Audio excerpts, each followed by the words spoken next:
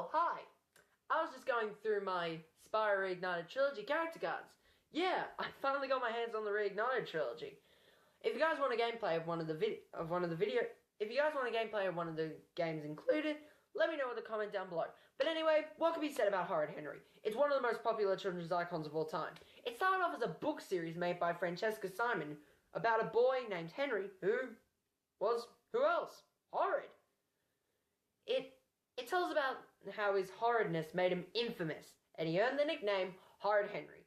The books were a success, and even spawned, well, in my opinion, a mediocre TV show, an abysmal movie, and even merchandise. And of course that meant video games. And I mean, come on. It's bad enough that Horrid Henry is one of the most selfish and worst cartoon shows ever. Now we get to play as him. Well, anyway, the first Horrid Henry game we're going to be taking I could find was Horrid Henry's Horrid Adventure for the Nintendo DS. Yes, on the Nintendo dipshit! Nintendo dual screen. So you can bet it's going to be shovelware. But we'll never know until we try. Let's go. So this is Horrid Henry's Horrid Adventure. The title screen looks nice. Unfortunately, the music supporting the title screen is the most eardrum-bleeding music you'll ever hear in your life. The ear rape sound that you find in most memes isn't as bad as this. I mean, this music is annoying. Ungodly annoying. So, what's the story? Provided there even is one. Anyway, Horrid Henry's bedroom is empty, okay, and it's not because Mum's cleaning, but apparently Moody Margaret snuck in like she's a ninja or something and stole every single one of his things. I mean, if my sister came in and stole my stuff, I might get irate, but Jesus Christ. Oh, by the way, Moody Margaret is Horrid Henry's arch enemy, as the game will carefully explain. Do you think a kid's gonna care? Everyone has seen Horrid Henry before. They know Moody Margaret is his arch enemy. I mean, keep up with the times, game. And with that, snot thing, we can start the first level. Dear God. Before we do, I've already got something to moan about. Why is there no voiceover here? The DS is capable of having voiceover. It's been done before in other DS games. I don't want to read through the cutscenes. Why do you think people often skip through text boxes of dialogue? Because people don't want to read them. Call this a nitpick if you would, but I'd appreciate the game to be fully voiced over. They had it with the music, there's no excuse why they can't do it for voice clips.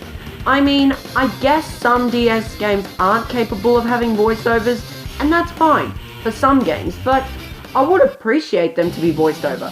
So this is the first level, and sweet Lord of Jesus, it's the worst level I've seen in my life, and it's a sewer level. Anyway, you know that pixelated boy that's supposed to be me? Yeah, that's Horrid Henry, and he's shooting out slime balls. I mean, this is so ugly. I mean, for the love of sweet Slimer juice. And yes, before you go in the comments, I know it's meant to be a fruit juice, but it looks like Slimer just masturbated into a can.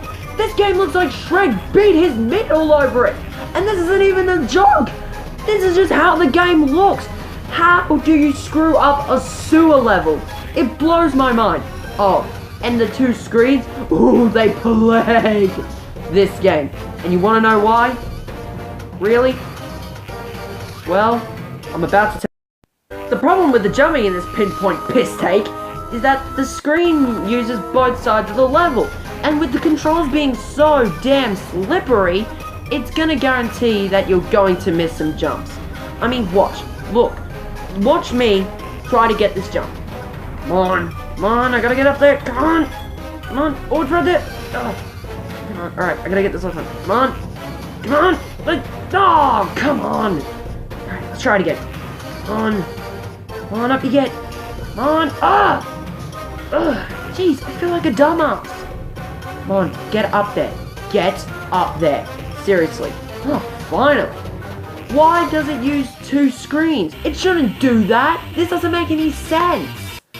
Ugh, I'm pissed off right now. I really am. Ugh. They could have done a Mario clone or a side-scroller like a side-scroller, or a 3D game. Or, here's a better idea, they should have cancelled Horrid Henry and stopped trying to drag this poor franchise rotten corpse behind them and make a half-assed, bare minimum cash-in. Why does this game exist? Overall, what can I say about this game? Well, it's bad. I mean, and it's not even bad, it's good. It's just bad. Seriously, this is an insult to Horrid Henry fans, an insult to Nintendo fans, and an insult to gamers in general. I have never played such a piss-poor attempt at a movie license tie-in, let alone a TV show tie-in. I mean, my god, do I hate this game. I really, really do. If anyone who ever loved the book series worked in this game, I hope they're ashamed of themselves. It's just so lifeless and depressing, which means it fails at a game, let alone everything else I've played. Seriously, I have never been so angry at a game in my life, but this one just barely takes the cake. And by the way, screw that music. Want to guess my score for this game? Well, you have 15 seconds while I play the Kahoot music and speak your score to the screen. Ready, set, go. 1, 2, 3, 4, 5, 6, 7, 8, 9, 10, 11, 12, 13, 14, 15. Thumbs up. Are you ready? Horrid Henry's Horrid Adventure gets 2 out of 10. Now let's try the other DS game, Horrid Henry's Missions of Mischief. Let's go. So this is Horrid Henry's Missions of Mischief. Anyway, the music is so good, much better than the last one, but still isn't much to write home about. We even get a level selector with a meter that shows Henry running. Wow! I'm like shocked. This is actually pretty cool. But unfortunately, the game still manages to not use voice clips. I don't get that. The DS is capable of voiceover, so why don't some games take advantage of that? Anyway, here's the story you won't care about. It's Halloween and Henry lost his spiders, so now we have to go to Peter's room because Henry thought he stole them. Wow, Henry's an asshole. Anyway, this game is sort of like a side-scrolling puzzle platformer, in which you have to platform over some areas to figure out the puzzle. You're mainly stuck on a side-scroller, and there's no like fighting mechanics, so all you're doing is just primarily fighting stuff. Primarily finding stuff under a set time limit. It's pretty cool, I have to say. And yeah, it's crazy. I mean, a side-scrolling puzzle, but it shouldn't be too hard to find Peter's room.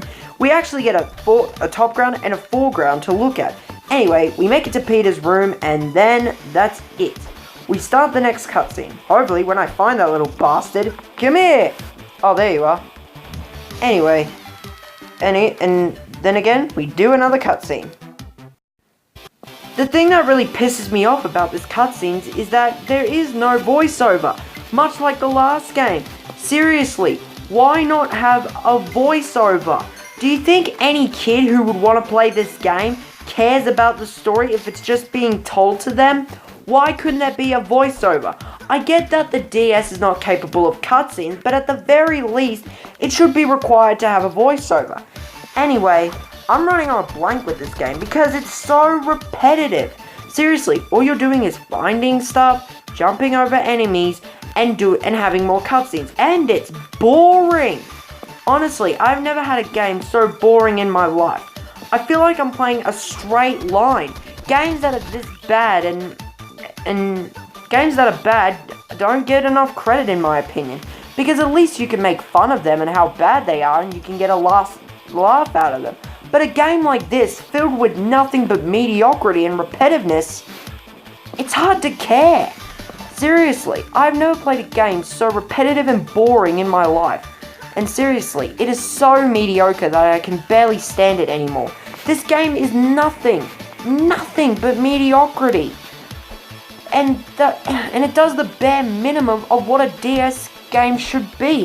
Had it not been if the game had a solid story and had voiceover and didn't involve around puzzle platforming, I would have less to complain about. But the experience you get here is so bland and lifeless that you mainly play for about 2 minutes and then turn it off and never play it again because you'll be so bored off your ass. Seriously, but I did enjoy this more than Horrid Henry's Horrid Adventure, but that's not really saying much. It's still very, very pathetic and not worth anything, although I'm not really surprised. So, on that note, Horrid Henry's Missions of Mischief gets a 3 out of 10. It's far too mediocre to receive an average score, but not as bad as the first game, which was shut out to make a quick buck. What do you do if you have 2 games that suck? You make an app game. Yes, there's even an app game. Horrid Henry's Big Box of Pranks. Oh god, just why? Why did they think that this was a good idea? Reduce Horrid Henry into 3 mediocre games, including one that preys on children's attention spans. Released on iOS and Android, you're lucky if the game will even let you play without making an account first. Seriously, why do every single one of these app games need access to your account? Anyway, so this is the game, Horrid Henry's Big Box of Pranks. It looks more like a Flash game than anything else, or maybe one of those kids app games. Anyway, one thing that I've got to say is that the game is voiced over. Oh my god, finally! Anyway, this game is nothing special. It's just a minigame collection when you're playing horrid pranks like this one, Horrid Hose Down. The goal is that you have to squirt Moody Margaret with water, and then you get a high score. It's similar to the Dumb Ways to Die map game, where you're just playing minigames. And quite frankly, that's pretty much how to explain it. But I'm very stunned at how the voiceover is being implemented here. Finally, we hear Henry's voice, and that's awesome. That's exactly what the DS games should have done. Utilize the voiceover. Come on, guys. I'm impressed. The voiceover is a good addition, and that's what I'm talking about. If you want children to be interested in your game, don't make them read. They'll get bored of it. The graphics actually look like Horrid Henry. They're just hand-drawns from the TV show, which I kind of like. But my biggest gripe is the games. They're so repetitive. I mean, granted it is an app game, you can't really do much, but come on. I would have liked to see some sort of difference within the games. Sure, it can still be a minigame collection, but why couldn't it switch it up? Like it's Super Spider Scare, it's always Peter. Balloon Bombard definitely has Singing Sarai and Sour Susan, but still, why couldn't it just be, having differences within the games? I do like the in-game models, they're all hand-drawn, which is pretty cool. But anyway, what can I really say about this game? It's better than the DS games that we had, but nothing special because for the simple reason that it's an app game. It's definitely not the worst I've played, but I have played worse. I mean, it's still meh, I guess, but that's the best word I can describe for it. Meh. So, Horrid Henry's Big Box of Pranks on iOS and Android gets 5 out of 10. It's an app game. What do you expect? There's no high score with these games, and you really can't score them, can you? But despite that, this is a good game, regardless of when you personally enjoy Horrid Henry or not. A good game for the kids, but enough to keep them entertained, although I wouldn't recommend playing it for hours. It's a massive improvement over the 2 cheap cash whores that the DS had, but I did miss one on the 3DS, but it's probably on the same level as those 2.